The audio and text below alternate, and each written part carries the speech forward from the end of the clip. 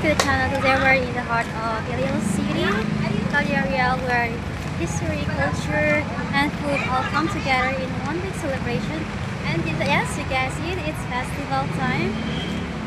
So Real is known for its heritage buildings, but during celebrations, it transforms into a colorful street filled with food, stalls, music, and smiling faces. This is where Iloilo's rich cultures and love for food truly shine.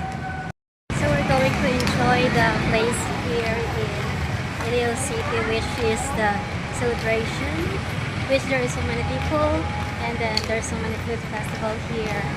I'm gonna show you guys later.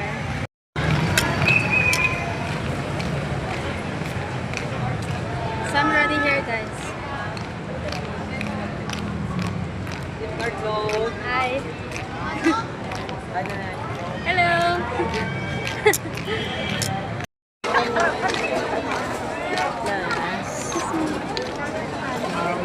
May mga po, As you ano can order see here, naman? guys, there's so many food festival here. Oh, yeah.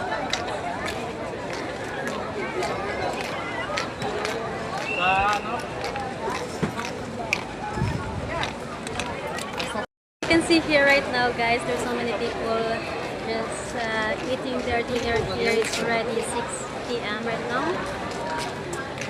I'm still gonna show you guys. I'm still gonna show you here, guys. There's so many foods here later on.